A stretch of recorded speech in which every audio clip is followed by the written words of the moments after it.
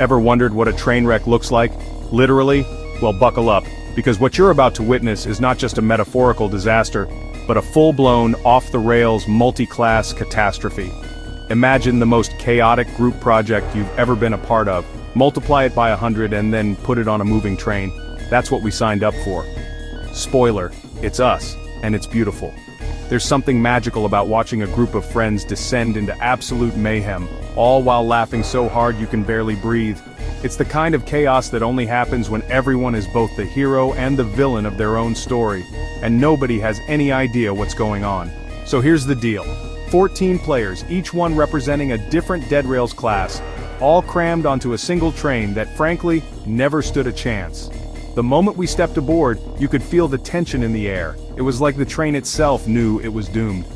Every seat was filled, every aisle packed, and every character had their own agenda. Some wanted glory, some wanted chaos, and a few just wanted to survive until the next stop. Before we even got moving, the chaos had already begun. Cowboy, ever the loose cannon, decided to test his revolver by shooting the conductor, just to see if it worked. Spoiler, it did. The priest, meanwhile, was on a holy mission to bless every inanimate object in sight, starting with the vending machine. And then there was Milkman, who managed to slip on his own spilled milk not once but twice before the train even left the station. It was a sign of things to come. Meanwhile, Greed was already hard at work, setting up a makeshift shop in the corner of the train car. He was selling first aid kits to anyone who looked even remotely undead, which, given the state of our party, was most of us. The zombies, of course, were more than happy to pay. After all, who doesn't want a little insurance when you're surrounded by maniacs? Because, capitalism never dies. Even in the middle of a supernatural disaster, there's always someone looking to make a quick buck. Greed's entrepreneurial spirit was both impressive and deeply concerning. He even tried to sell a bandage to a ghost at one point. The ghost declined, but you have to admire the hustle. Echo? Echo was just copying everyone like the world's clingiest USB drive. If someone drew a weapon, Echo drew a weapon. If someone tripped, Echo tripped. If someone started a fight, Echo was right there, mimicking every move. It was equal parts hilarious and unnerving, like watching your own reflection get into trouble before you do. When we actually tried to make a plan, because believe it or not, there was a brief moment where we thought strategy might help, Knight immediately took up a defensive stance, shielding the king from any and all threats, real or imagined. Alamo, true to form, barricaded himself in the bathroom, determined to make his last stand in the most inconvenient place possible. The rest of us just tried to stay out of the way. And then there was Necromancer, who decided to summon a skeleton ally. Unfortunately, the skeleton had other ideas and immediately turned on us, attacking its own summoner in a fit of undead rebellion. It was the first betrayal of many, and it set the tone for the rest of the journey. Wave 1, Vampire, in a burst of bravado, charged headlong into a group of zombies, only to burst into flames upon contact. Turns out sunlight streaming through the train windows is not a vampire's friend. The rest of us watched in horror, and maybe a little amusement, as our would-be hero became a cautionary tale. Hollow, with their bizarre ability to reflect damage, managed to accidentally kill a teammate who was just trying to help. It was like watching a slapstick comedy, except with more existential dread. Every time someone tried to lend a hand, Hollow bounced the damage right back at them. Teamwork? Not today. Eggslinger, never one to miss an opportunity for chaos, spawned a mini-boss by hurling an egg down the aisle.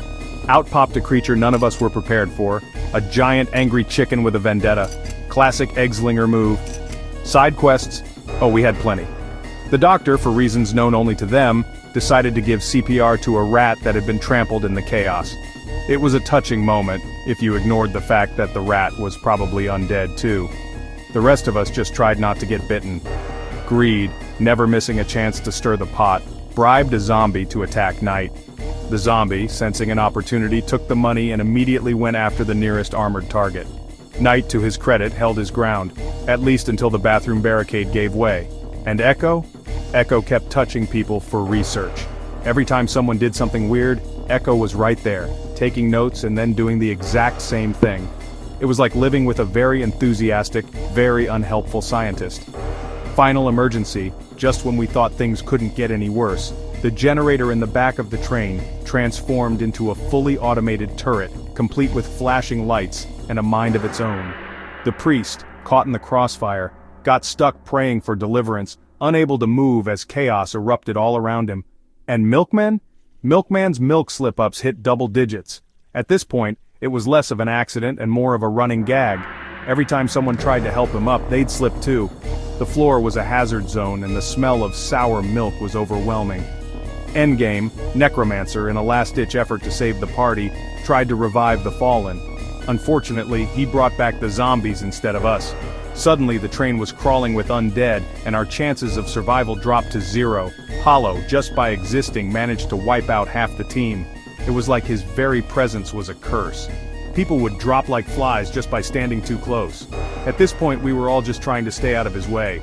And Cowboy, in a final act of defiance, or maybe just boredom, shot the engine. The train, already teetering on the edge of disaster, finally gave up. Train derailed, of course. The screech of metal, the shattering of glass, and the collective groan of 14 players realizing they'd just failed spectacularly. When the dust settled, only 2 survivors remained. Final tally? 2 survivors. One hid in the bathroom, clutching the door like it was a lifeline. He'd spent the entire game barricaded in there, and somehow, it paid off. Sometimes cowardice is the best strategy. The other was Milkman. Against all odds, and despite slipping on his own milk more times than anyone thought possible, he stood triumphant, milk carton raised in victory.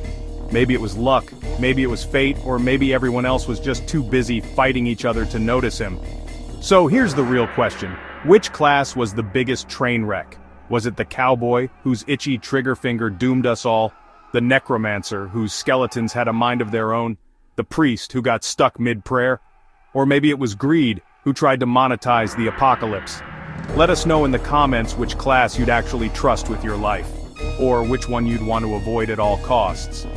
And don't forget to subscribe before this video reflects off a hollow and deletes itself from existence. Because if there's one thing we learned from this train wreck, it's that chaos is always just one bad decision away. Stay tuned for more disasters, and remember, never board a train with 14 dead rails classes unless you're ready for total chaos.